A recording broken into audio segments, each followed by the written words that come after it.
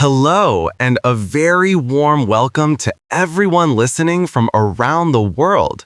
You are tuning in to Speak English with Confidence, the place where we don't just learn grammar rules, we learn how to live, think, and connect in English.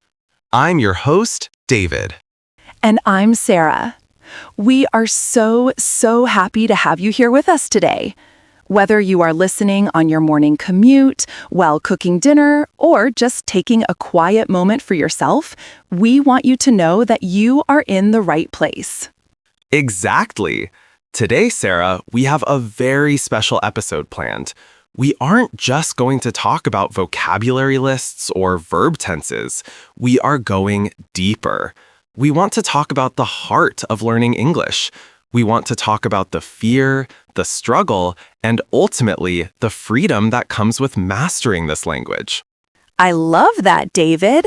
You know, whenever I talk to students or listeners, the number one problem isn't that they don't know enough words. The biggest problem is fear. It's that tightness in your chest when you open your mouth to speak and you're terrified of making a mistake. That is so true. It's the fear of judgment. You know, I remember when I first started learning a second language, I felt like I lost my personality. In my native language, I was funny, I was smart, I could make quick jokes. But in the new language, I felt like a child. I felt slow. Oh, I completely relate to that. It's an emotional journey, isn't it? It's frustrating. You have these complex, beautiful thoughts in your head, but when they come out of your mouth, they sound simple and broken. It hurts your ego. But listeners, I want to tell you something very important right now. That feeling is normal. Every single person who has mastered English has felt that exact same pain. Right. Why do we put ourselves through this struggle? Why is English so important that we are willing to feel uncomfortable to learn it? Sarah, what do you think? Well, I think about the famous quote by Frank Smith. He said, "One language sets you in a corridor for life." That is a powerful quote. It is. English isn't just a subject you study in school. It is a bridge. It is the global language of business, science, the internet, and entertainment. But more than that, it's about connection. When you learn English, you aren't just memorizing words. You are unlocking the ability to connect with billions of people you couldn't talk to before. I agree 100%. Think about it this way. Imagine you have a brilliant idea. Maybe it's a business idea, or maybe just a story you want to tell. If you only speak your native language, your audience is limited. But if you speak English, your stage is the entire world. David, I want to share a quick story. I remember a listener named Ahmed. He wrote to us saying he was an engineer, extremely talented, but he missed a huge promotion because he couldn't present his ideas in English to the international team. He said he felt invisible. That is heartbreaking. Being invisible, that's the worst feeling. It is, but here is the good news. Ahmed decided to change his mindset. He focused on communication, not perfection. 6 months later, he got that promotion. Not because his grammar was perfect, but because he had the confidence to speak up. That is the key. Communication over perfection. Friends, if you take one thing away from this episode, let it be this. Your goal is not to sound like a native speaker immediately. Your goal is to connect. Mistakes are simply proof that you are trying. Absolutely. Let's talk about some problem-solving strategies. What can they do? Great question. It's very simple. You listen to a podcast like this one or a movie clip, and you repeat exactly what the speaker says immediately after they say it. You mimic their speed, their emotion, and their intonation. I love shadowing. It helps your muscles get used to the shape of English words. It's like going to the gym for your mouth. Exactly. This is hard, but essential. Stop translating from your native language in your head. It slows you down. Start small. Look around your room right now. Name the objects in English. Then make simple sentences. That's great advice. It builds that neural pathway in your brain. You know, Nelson Mandela once said, if you talk to a man in a language he understands, that goes to his head. Wow, that gives me goosebumps every time I hear it. It really highlights the emotional power of language. English allows you to speak to the hearts of people from different cultures. It allows you to understand their songs, their movies, their struggles. It makes you a global citizen. So let's do a little practice right now, a simulation. Sarah, let's pretend we are meeting for the first time at a coffee shop. Let's show our listeners how a natural, imperfect, but confident conversation sounds. Okay, let's do it. I'm ready. Hi there. Is this seat taken? Oh, hi. No, it's free. Go ahead. Thanks. Man, it is so crowded in here today. I've been waiting in line for 10 minutes. I know, right? It's always crazy on Monday mornings. Everyone needs their caffeine fix. Tell me about it. I'm David, by the way. Nice to meet you, David. I'm Sara. Do you work around here? Yeah, just across the street at the design firm. What about you? I'm actually a student. I'm studying graphic design, so I know your firm very well. No way. That is such a coincidence. Small world. It really is. Okay, pause. Listeners, did you hear that? It was simple. It was casual.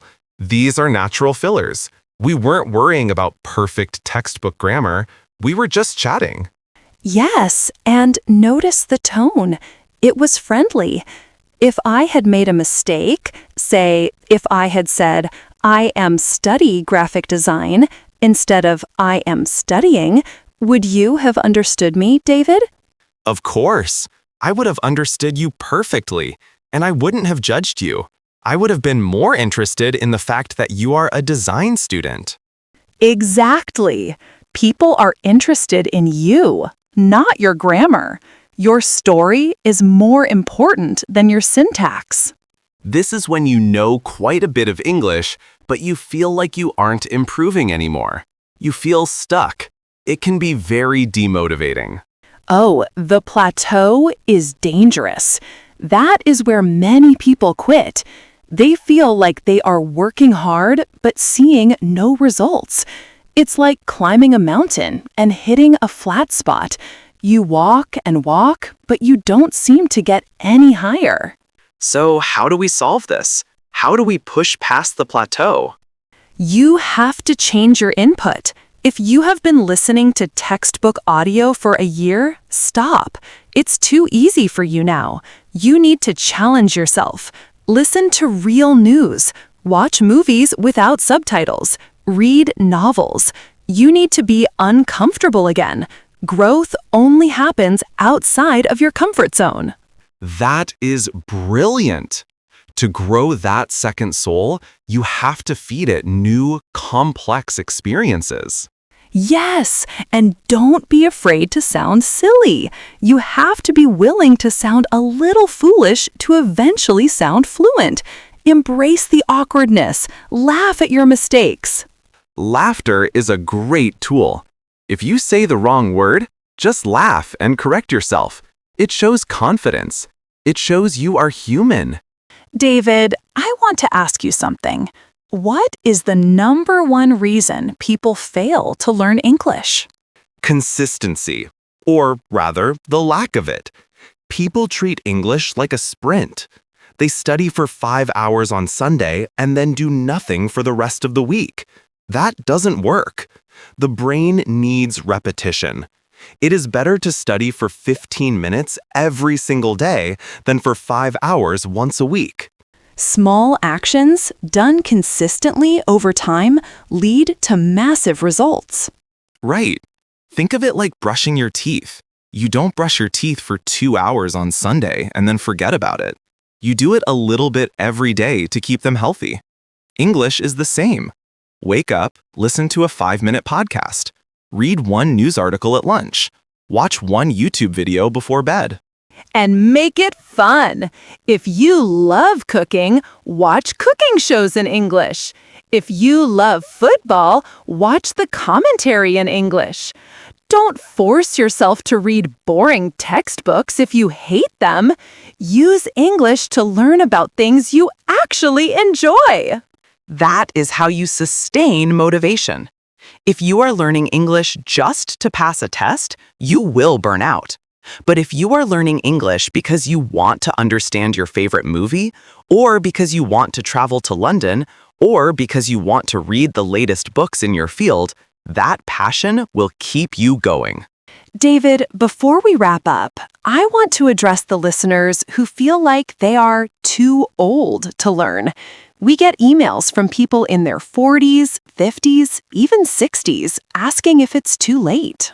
It is never, ever too late. That is a myth. While children do absorb languages differently, adults have an advantage: discipline and logic. We can understand why a sentence works. We have life experience to attach the words to. Exactly. And the brain is plastic. It changes. Learning a language is actually one of the best things you can do for your brain health as you age. It keeps your mind sharp. So, if you are listening and you are 60 years old, start today. You have so much wisdom to share. Do it in English. So, let's recap what we've discussed today. Fear is normal. Everyone feels it. Focus on connection, not perfection. Use shadowing and think in English to practice. Consistency wins. 15 minutes a day is key.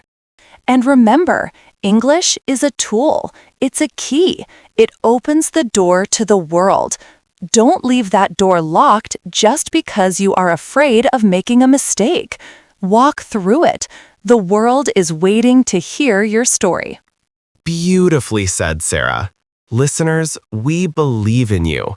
We know it's hard. We know it's frustrating. But we also know that you are capable of amazing things. So, here is your homework for today. We want you to go to a mirror, look at yourself in the eye, and say out loud, "I am an English speaker." Say it 5 times. I am an English speaker. I love that. It starts with belief. If you enjoyed this, please share it with a friend who is also learning. Let's build a community of fearless learners. And don't forget to subscribe so you never miss a lesson. Keep practicing, keep making mistakes, and keep speaking. Until next time, this is David. And this is Sarah. Bye for now. See you later.